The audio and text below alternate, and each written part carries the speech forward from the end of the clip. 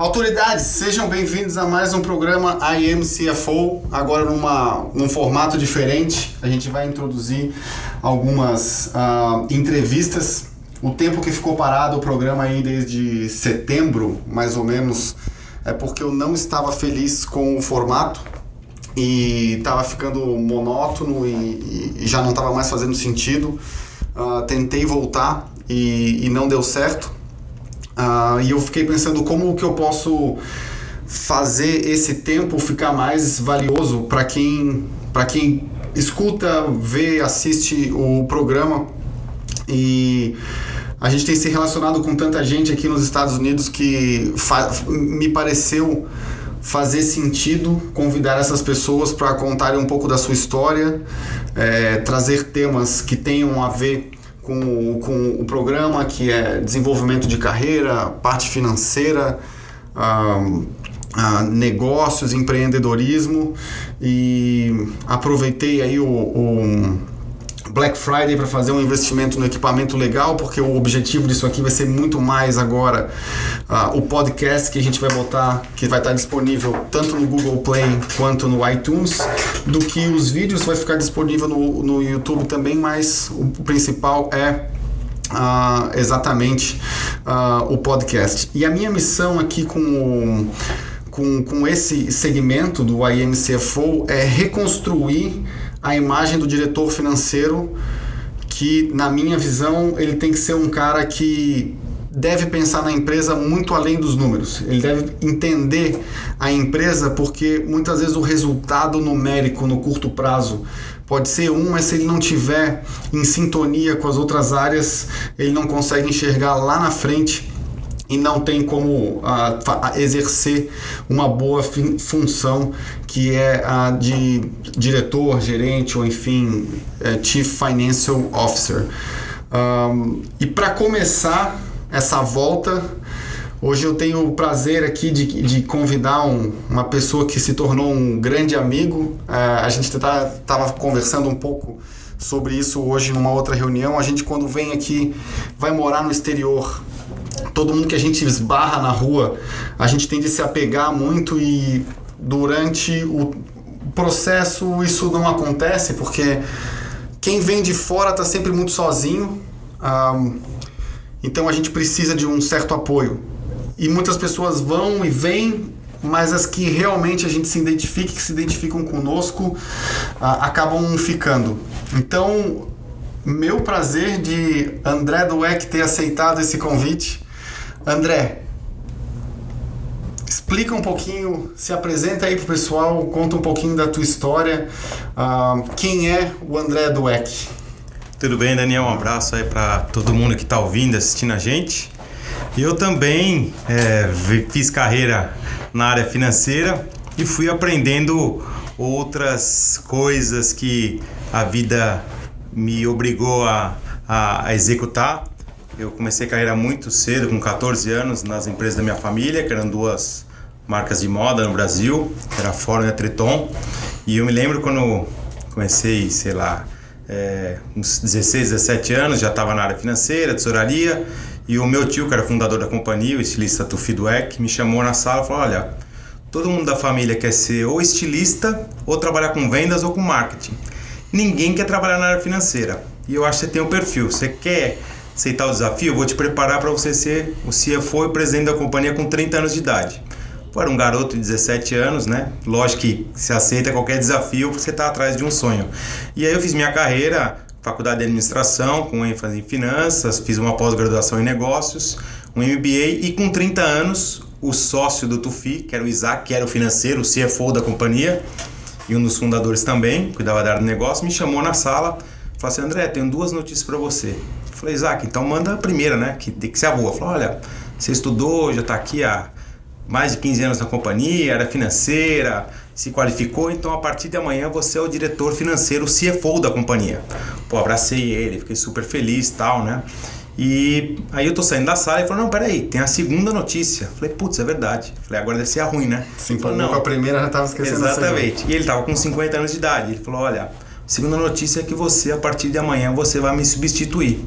além de ser o CFO da companhia, você vai ter que aprender outras áreas e tocar o business junto com o Tufi, que é o dono da companhia aí e vai tocar o business sozinho. Então, a partir dali, com 30 anos de idade, eu aprendi que eu precisava, além de administrar a companhia e a área financeira, eu precisava aprender a administração de vendas, não vender diretamente, marketing, produto, produção, logística, enfim, é um pouquinho do que você falou e aí um pouquinho da minha história no Brasil e nos Estados Unidos eu conto daqui a pouquinho. E aproveitando isso, né, tu que esteve do lado de lá, logicamente sendo o braço financeiro e todas essas partes da empresa do teu tio, a gente não pode deixar de ver isso como empreendedorismo, né? Porque o cara, seja para telefone tocou, seja ele sendo dono ou ele tendo uma função executiva forte, o cara tem que ser empreendedor para olhar lá na frente. Qual que é a diferença, na tua visão, de empreender nos Estados Unidos em relação ao Brasil? Olha, assim, são dois mundos de negócios muito diferentes, tá? O brasileiro, eu acho que tem uma qualidade de empreendedor nato muito grande, em virtude de todas as dificuldades que a gente passou. Eu falo um pouquinho pela minha carreira, né? Comecei lá em 1987, era um garoto, aí tinha o plano, depois veio o plano Collor, aí o Cruzado, o plano Real, aí Tablita, enfim, hiperinflação, a gente conviveu com tudo isso. Lógico que eu fui aprendendo, não era empresário na época, mas sofri e aprendi isso, tá? Os Estados Unidos, por ser um país mais estável, os executivos, os empreendedores aqui, eles conseguem fazer uma coisa que qualquer pessoa que faz uma faculdade de administração aprende no primeiro ano, que é o business plan, né? O plano de negócio. Sim. Ele faz um plano de negócio para 5, para 10 anos, a variação é pouquinho, 3% ao ano, 2% ao ano, a inflação, as variações são poucas. Mas, ao mesmo tempo, no Brasil, por ter muita variação, quando você chega num país de primeiro mundo na questão organizacional, porque muitas coisas eu acho que a gente, como brasileiro, é melhor do que o americano, e isso só morando aqui, depois para você entender, eu já estou aqui há 5 anos, eu acho que o nosso jogo de cintura com o sistema americano, que é um sistema mais simples, você consegue evoluir muito rápido. Então é um país que te oferece muita oportunidade de negócio, de empreender, de pensar no longo prazo, margens de erro muito menores e as coisas você consegue ter mais uma previsão mais assertiva. Então acho que essa é a grande diferença. No Brasil você aprende muito o jogo de cintura, empreendedorismo nato, tá? E aqui nos Estados Unidos você aprende o que você consegue executar o que você aprendeu na faculdade. Então, unir a prática brasileira com a teoria americana, lógico que num ambiente super propício, né? Questões tributárias e econômicas super favoráveis. Muito, né? Facilita bastante. Essa história de lá no Brasil o cara vai montar uma operação de mercadorias, vocês trabalharam com isso, é o imposto do local, é o ICMS, é o imposto de importação, tudo isso.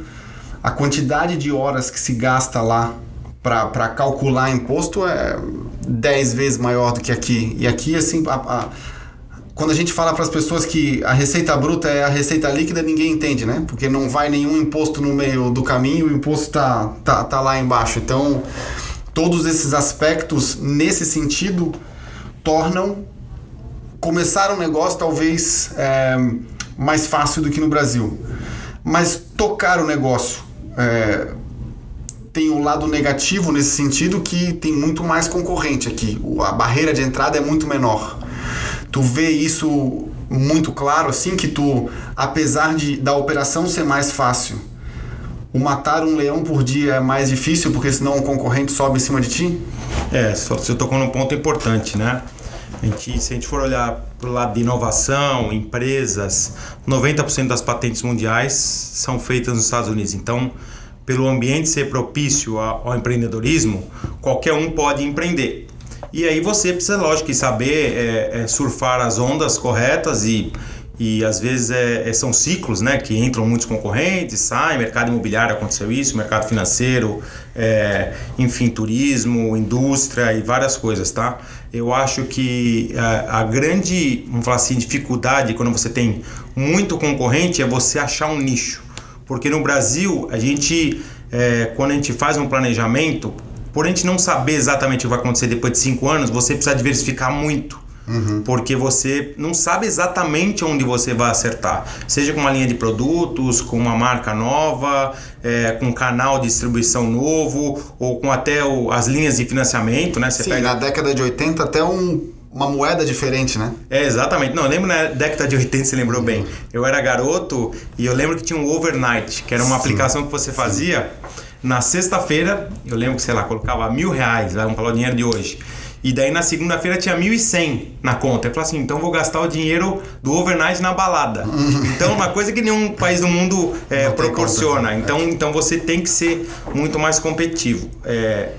E ao mesmo tempo, lógico que tem os teus concorrentes que também agem da mesma forma. Então você tem que achar o seu nicho, por menor que você ache que ele vai ser, se você conseguir focar naquilo e ser bom naquilo, o mercado vai te reconhecer.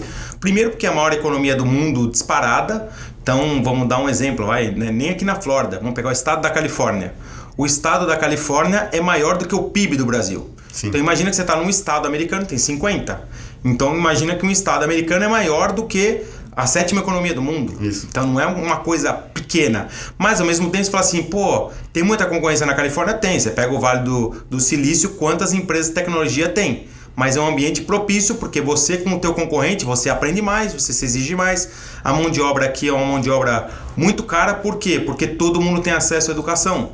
Então, você pega o rico, o pobre, o classe média, todo mundo faz uma universidade. Ou 90% da população faz. Então, está todo mundo muito mais preparado. A informação, a qualificação é quase que uma commodity, né? É o fazer acontecer, o executar que se torna o diferencial. Exatamente. Então, é você aprender. E aí, acho que o espírito empreendedor vale muito, porque a teoria vai te ajudar, vai dar uma base muito boa, mas você tem que pensar fora da caixinha, né? Então, se a gente for pensar no mercado de transporte, o táxi, trem, ônibus, metrô, funcionam, sei lá, 50 anos. Aí foi um cara lá, do dia pra noite, e pensou no Uber. Falou, nossa, esse cara é louco, cara, como que ele vai usar o carro das pessoas, para as pessoas?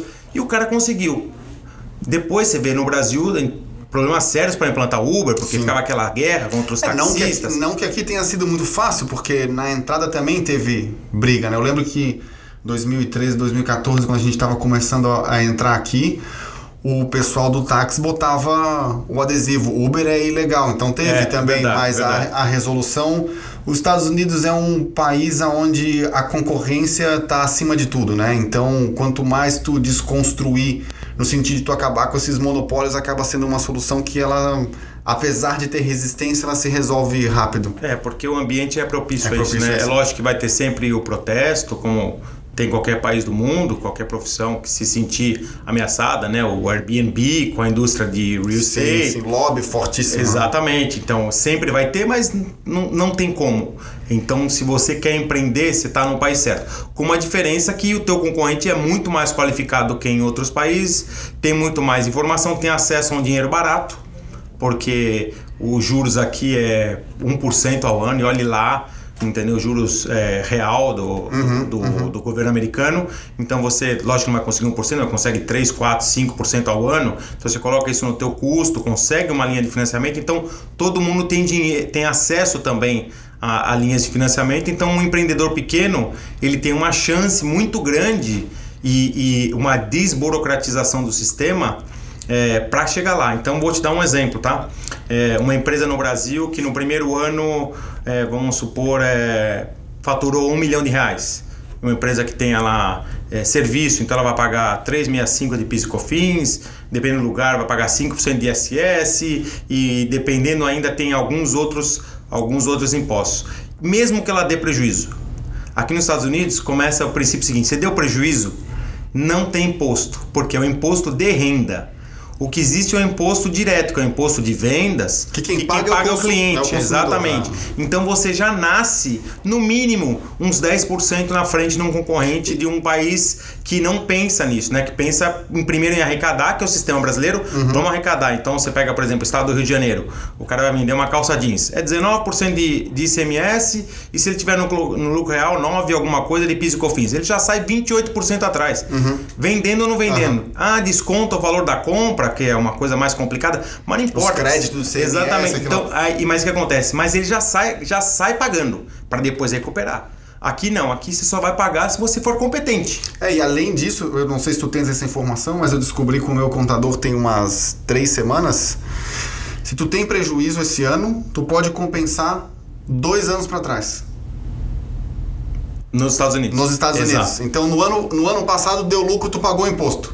Esse ano tu deu prejuízo. Então, o imposto que tu pagou no ano passado, eles te dão de crédito para impostos futuros. Então, tu compensa para trás o imposto que tu pagou pelo prejuízo que tu teve hoje. Então, é realmente um país que te leva em direção ao empreendedorismo e fazer isso. Agora, André, já que a situação tributária é um facilitador, no Brasil um dos grandes desafios é a questão financeira, por 2 motivos. Se tu vai buscar investidor, tu precisa ter uma taxa de retorno absurda, porque o cara agora está ganhando 7%, mas chegou a ganhar 18%, 20% sem fazer nada. O custo do dinheiro é extremamente caro no Brasil e eu acho que esse é um dos grandes desafios lá. Aqui isso não é. Qual que é, e tu tens experiência, o André ele tem uma imobiliária e uma empresa de motorhomes aqui, qual que é o maior desafio para empreender aqui? Na tua opinião, assim? Eu acho que, como qualquer ambiente, né?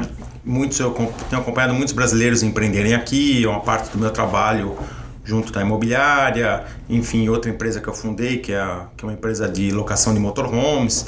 E qual que é o grande desafio? É você começar do zero com um network novo. Então, você tem que tentar capitalizar e captar novos clientes, capitalizar o que você já tinha, para executar num negócio de curto prazo.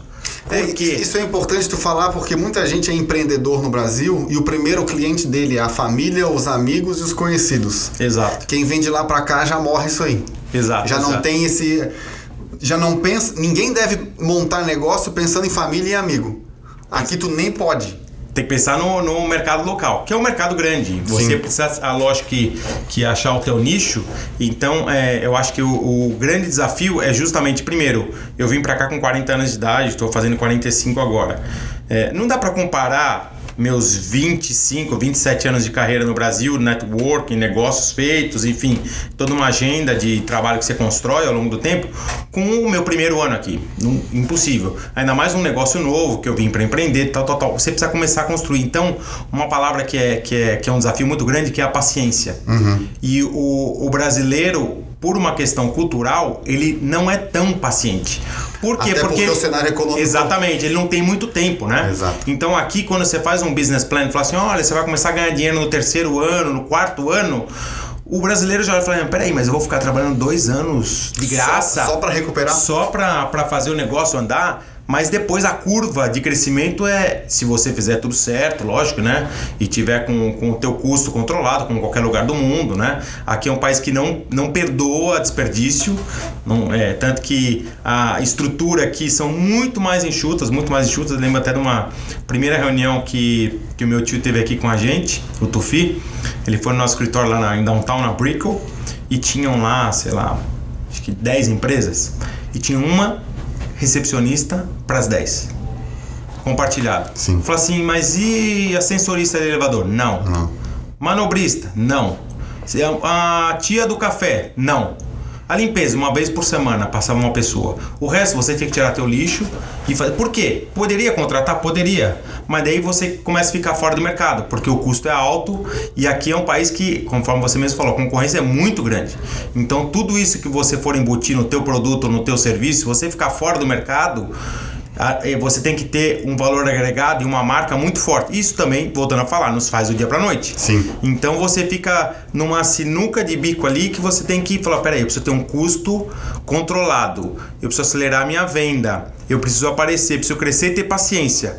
Então é um jogo de xadrez, né? Você precisa já mexer uma peça já pensando 3 peças para frente. Isso. Porque senão você mexe a peça errada agora, depois não adianta você que não consegue recuperar mais. Tem que executar rápido e ter paciência, porque essa ação só vai gerar resultado lá na frente. Exatamente. E eu acho que também uma outra questão que eu sempre falo, você tem que pensar no longo prazo, mas agir no curto. Isso.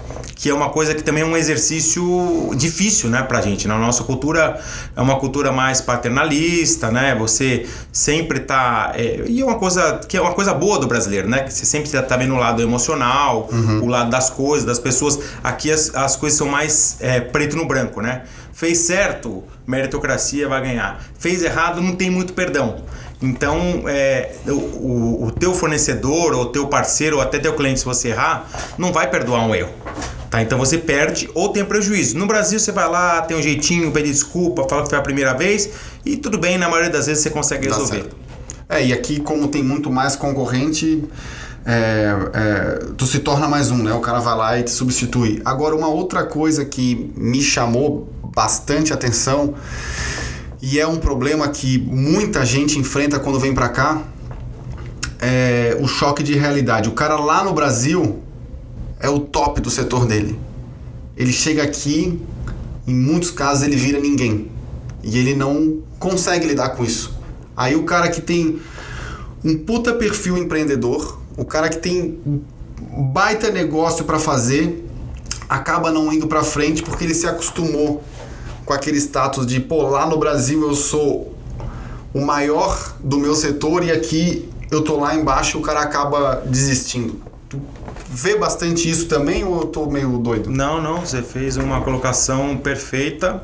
Eu, até fazendo um parênteses, eu acho que isso tem um pouquinho a ver com a cultura americana, em que as pessoas não se importam o que você tem, o que você é, qual carro que você tem, a marca de relógio, a roupa. Eu me lembro muito, claro, o primeiro ano que eu vim morar aqui, em 2013, estava levando minha filha na escola, numa escola pública. Lógico, todo mundo leva numa escola pública. E na frente do meu carro tinha uma diarista que limpava o nosso apartamento uma vez por semana. Tava ela com o filhinho. Desceu. Na mesma escola. Na mesma escola. E o carro de trás estava o Shaquille O'Neal, aquele famoso jogador da NBA, com uma Lamborghini. E eu tava com um carro de classe média, normal. Ele cabe numa Lamborghini? Cabia, cara. E aí, então, o que acontece? Ali, todo mundo fala assim, legal, parabéns, Shaquille O'Neal, porque você é um cara bacana, mas teu filho tá na escola pública, vai ter que pegar a fila, entendeu? A empregada entrando junto e um cara de classe média entrando junto. E os três no mesmo ambiente, se dando super bem e cada um respeitando. Não é porque ela tinha um Toyota Corolla, que é um carro popular aqui, e eu tinha, sei lá, um BMW, um Mercedes, ou sei lá, um carro normal, médio, classe média americana, e ele tinha uma Lamborghini que ele era melhor. Então isso também vai pro ramo de negócios. Então as pessoas aqui, é uma coisa muito engraçada, né? No começo a gente recebe um choque mesmo, porque o americano, nas primeiras reuniões que eu tinha da minha empresa pequena, né? Ele pergunta, quanto você fatura?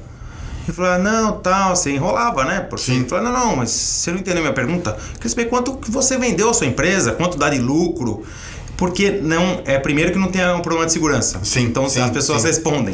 Tá? Segundo, que ele quer saber o teu tamanho para saber onde ele pode se encaixar. E ele é muito rápido. Se ele pode fazer negócio contigo ou não, porque se ele não puder, ele não vai enrolar. Você é muito grande, você é muito pequeno, ou você está num outro momento. Eu lembro na época, até conversando com alguns parceiros, ele falou assim, olha, quando você tiver o X de venda, você volta aqui pra gente conversar. E daí, quando eu alcancei aquele número, eu voltei lá e falei, não, tá bom, então agora nós estamos falando a mesma língua. E no Brasil, imagina você chegar numa reunião com uma pessoa que você não conhece e falar assim, tudo bom, muito prazer, tal, eu sou o André, eu sou o Daniel, quanto fatura a tua empresa? É quase que uma ofensa você perguntar. Uma ofensa, exato. Então, perguntar quanto que tu ganha de salário. Exatamente, então isso também é um choque de cultura para o cara que vem do Brasil bem sucedido. O cara pergunta para ele, fala assim, tudo bem, aí tal, você chegou aqui agora, quem é você? O que você faz, entendeu? Qual que é o teu tamanho? Então, e as pessoas perguntam, não é por maldade, é justamente por uma questão cultural para entender. E aí, quando você vem do Brasil com um negócio gigante, um cara bem reconhecido, e aqui você começa do zero, as pessoas têm um pouquinho de vergonha. De falar, olha, sei lá, a minha empresa hoje tem 25 realtors e tinha 3. E um cara que começa aqui fala assim, ele tem vergonha de falar que tem 3. E não tem que ter vergonha, tem que falar muito assim... Muito pelo contrário, porque eles valorizam muito ele fala assim, aqui, que legal que você está empreendendo no meu país.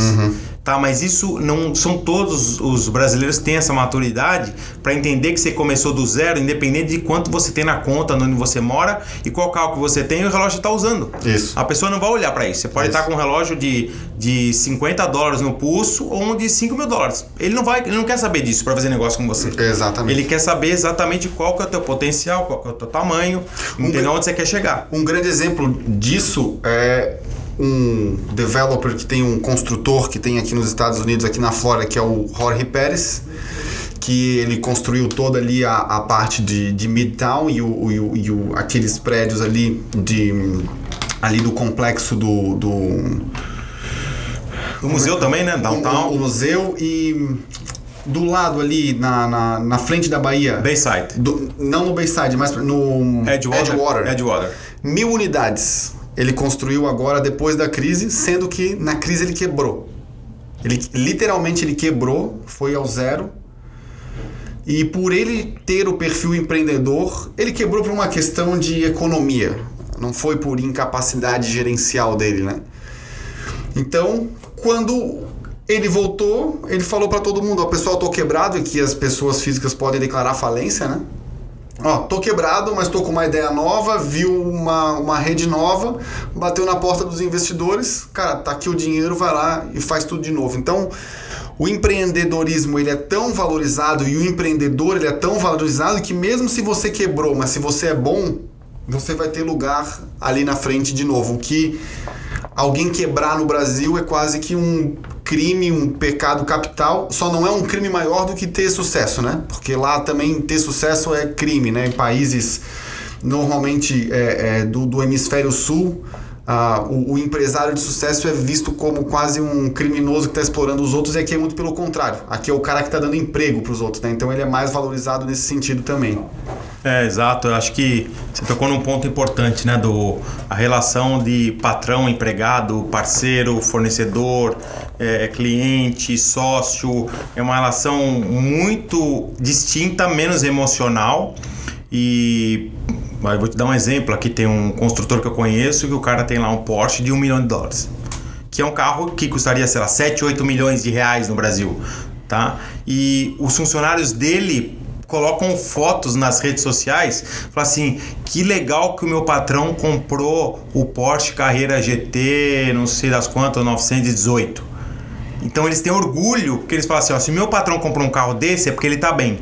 Se ele tá bem é porque a empresa tá bem. Se a empresa tá bem, eu tô contribuindo. Então eu tenho orgulho. E normalmente aqui a política de remuneração variável é muito forte também, né? Exato. Então é exatamente o que você falou. Aqui as pessoas ganham por hora, então quanto mais ela trabalhar, mais ela ganha.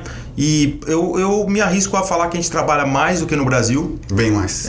E que é uma coisa que talvez é uma ilusão que todos têm. Eu, quando morava no Brasil, também achava a qualidade de vida é melhor. Lógico que é melhor.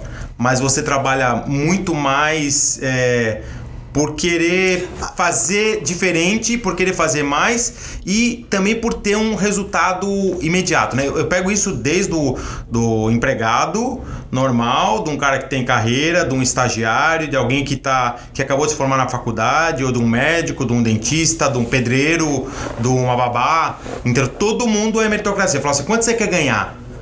E aí você faz o teu salário. Por quê? Porque também as relações trabalhistas são mais simples. E o legal aqui nos Estados Unidos é que o trabalho é valorizado, não importa qual trabalho você quer fazer. Então, tu falou um negócio legal que trabalha-se mais, mas o cara que quer trabalhar menos, ele não vive na miséria também, né? O cara que quer trabalhar não quer ter muita responsabilidade, quer chegar às 9 e sair às 5, ele não vai ser um salário de subsistência como é em alguns casos no nosso país, né? Vamos pegar um exemplo bem simples. Um bartender, um garçom que trabalha e recebe aqui as gorjetas, que é muito comum. O cara, num restaurante mais ou menos, classe média, ele ganha fácil $800 a $1.000 por semana. Então estamos falando de uma renda de $4.000 por mês. Ele é casado com uma outra pessoa que faz a mesma coisa, são mais $4.000 por mês. Então é uma renda familiar de $8.000. Transformando só o número para o Brasil, quantas famílias têm uma renda familiar de R$8.000 por mês? E aí sem converter, né? Sem não converter, pode converter. Sem converter, porque o cara ganha em dólar aqui, mas ele gasta dólar. Ele gasta dólar. O custo de vida vai ser a mesma coisa. O aluguel dele lá é R$1.500, aqui vai ser $1.500. Então, sem fazer essa comparação, não pode dizer que o cara ganha R$32 mil.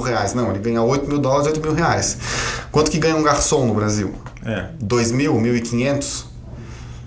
E o aluguel dele é isso? E também porque o custo Brasil é um custo muito alto, né? Tá tendo a reforma trabalhista agora, enfim, eu não tenho muito detalhe porque é uma lei nova. Sim. Mas quando a gente tinha empresa no Brasil, cuidava da área financeira, né? Era o CFO da companhia, então tudo era contingência. Você tinha que falar assim, então tá bom, quanto que nós vamos vender esse mês? Qual que vai ser o custo? Coloca mais X milhões de contingência, porque vai que alguém processa a gente, vai que dá um problema. Você já contava com isso, porque todo ano acontecia. Você pagando todo mundo direitinho, todo mundo registrado, hora extra, final de semana, tudo que a lei, mesmo assim, sempre tinha algum problema que você tinha que prever, porque era normal acontecer um problema. Sim, então, sim. Aquela famosa expressão no balanço, tá no balanço brasileiro. Tá no balanço. Lucros e perdas? Lucros e perdas. Lucros e perdas. Já tá lá, entendeu? Tá lá. Todo mundo, então, você na faculdade fala assim, olha, o que você pode lançar lá? Inadimplência, alguém não te pagou. Sim, nos Estados Unidos também tem, lógico. Ações trabalhistas. Provisão para devedores duvidosos. Isso, devedores duvidosos e tal. Então, o que acontece? Isso daí é uma coisa que é comum. Então, o que acontece? Isso daí sobe o custo. Aqui não. Aqui você citou o exemplo do garçom. Vamos supor que o garçom ganhe $10 por hora. Ele chega para trabalhar. Primeiro que a legislação aqui é o seguinte, é muito mais flexível.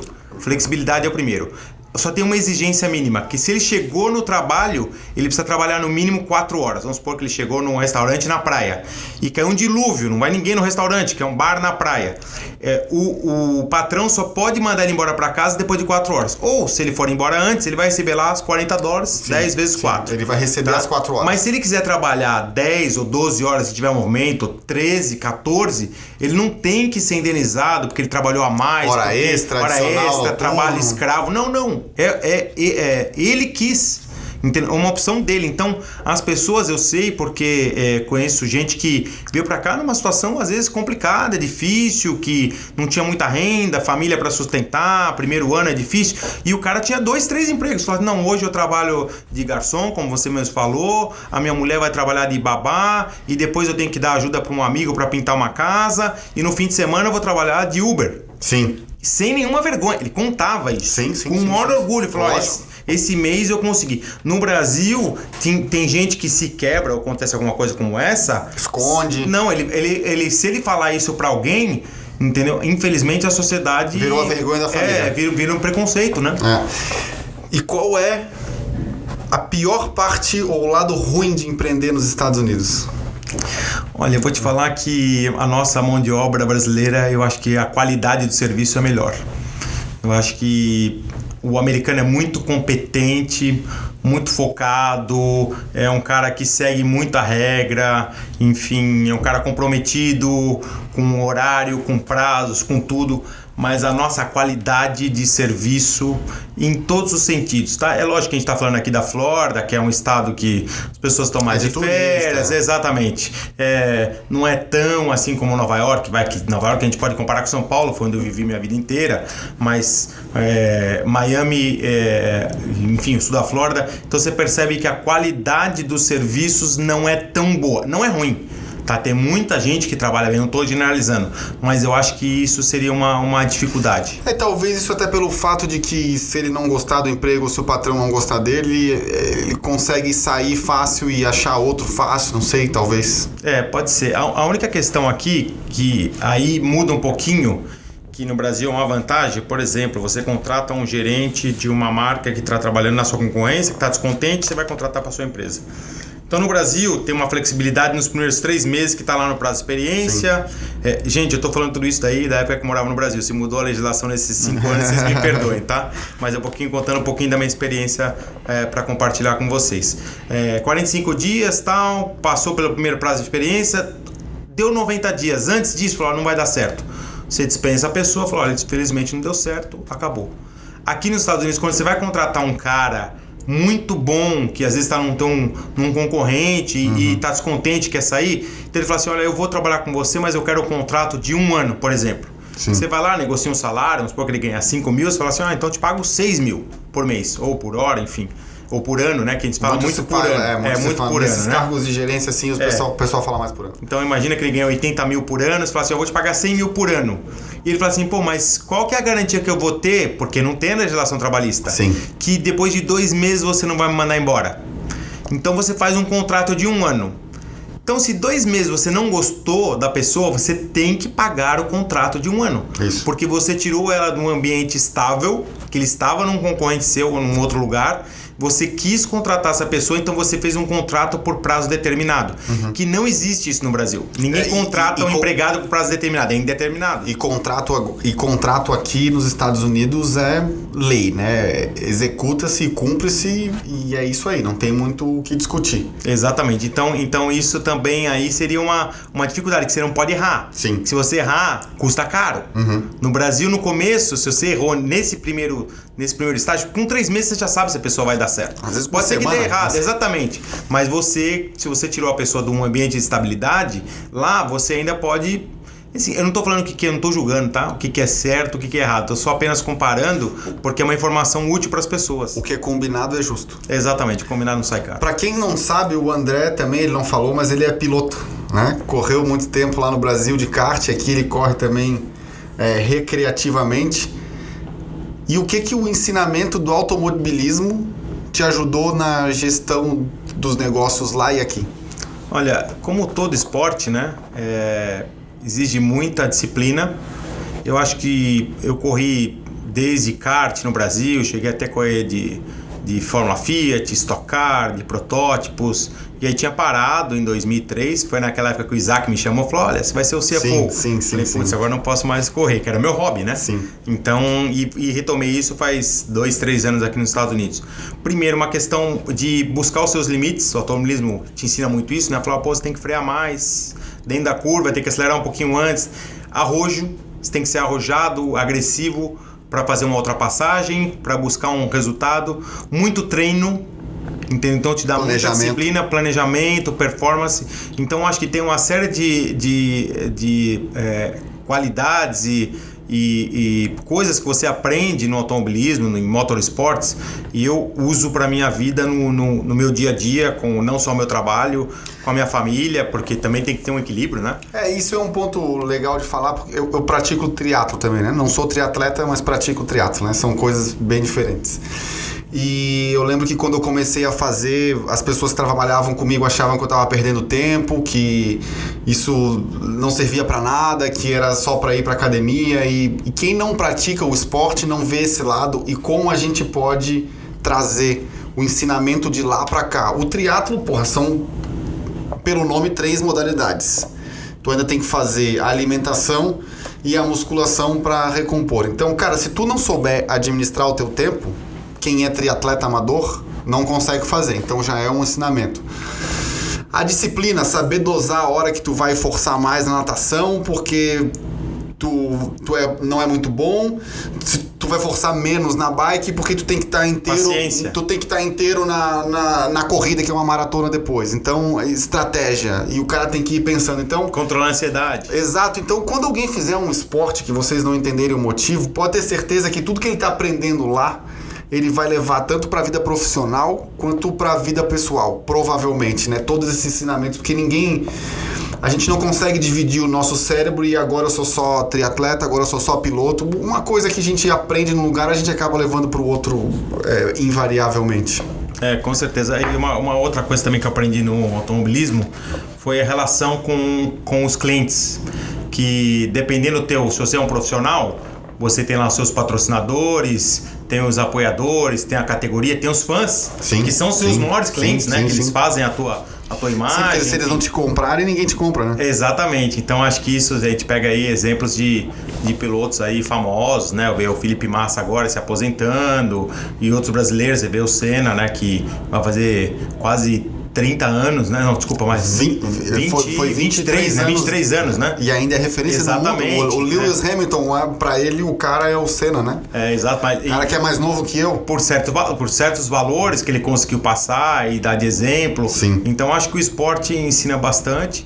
E também aí, pegando aí o gancho de CFO, né, automobilismo, você trabalha muito com budget. Exato. Que é você captar o patrocinador. Quantas batidas eu posso Exatamente. dar? Quantos então, motor eu posso fundir? Então isso aí você precisa calcular também, como se fosse uma empresa. André, qual a definição de sucesso para ti? Bom, sucesso para mim é o equilíbrio entre sua vida pessoal e profissional. Profissional na parte financeira e de crescimento, realização. E pessoal, porque se você não estiver bem com a sua família, com seus amigos e com a sua cabeça boa, você pode fazer a melhor faculdade do mundo, pode estar no melhor negócio do mundo, pode estar com a maior quantidade de dinheiro do mundo. Exatamente, pode estar com a conta gorda e não vai ser feliz. Então, o sucesso para mim está muito ligado a equilíbrio entre trabalho e a parte pessoal. Tu é um cara de sucesso? Eu busco sim. Na tua definição, tu és um cara de sucesso? Sim, modéstia à parte, eu tenho uma família maravilhosa que sempre me apoiou. Mudar de país você sabe que não é fácil. Não. Entendeu? As pessoas que ficaram no Brasil, minha mãe, meu pai, que infelizmente faleceu há pouco tempo, e a minha esposa e minhas filhas que vieram comigo, meus amigos que me apoiaram muito de lá, e apoiaram com votos, às vezes com uma palavra. Redes sociais hoje ajuda bastante, né? Sim, como você falou mesmo. Aproxima muito, né? E depois, lógico, que a gente começar um caminho aqui, ser correto e também fazer os negócios prosperarem, e como todo negócio tem fases boas e não tão boas. Então, modéstia à parte, eu acho que sucesso é a gente buscar no dia a dia esse equilíbrio, tá? Eu busco ele no dia a dia, nem sempre depende de mim para conquistar, né? Porque a gente trabalha ainda muito com os clientes brasileiros. Às vezes o dólar foi para 4,20 na reeleição, depois já pegamos o dólar 1,70. Com 1,70 todo mundo fala assim, mas também era fácil, com o dólar 1,70 e com 4,20. 4,20 ninguém comenta. Então a gente tem que saber se virar. Então, graças a Deus as coisas estão caminhando bem. André, obrigado por ter sido o nosso primeiro entrevistado aqui do IM CFO. Espero que a gente continue fazendo. Eu tenho 12 entrevistas aí pela frente, mas a primeira é sempre a primeira. Então, obrigado por colaborar aí com a gente. Eu que agradeço, foi um grande prazer. E o pessoal que está ouvindo, eu acho que tem muita surpresa para vir por aí, viu? Acompanha aqui. Legal, show de bola. Para quem quiser mais informações sobre economia, investimento e desenvolvimento pessoal, pode acessar o meu site www.meusobrenome.gevo.com.br e aproveita para se inscrever no canal também, que além desse quadro, eu também faço um vlog que a partir de dezembro vai ser literalmente diário, onde a gente mostra principalmente o dia a dia de fazer negócios aqui nos Estados Unidos, que é o que a gente vem desempenhando aí desde 2014. André, mais uma vez obrigado para quem escutou, para quem está assistindo no canal também, e até mais.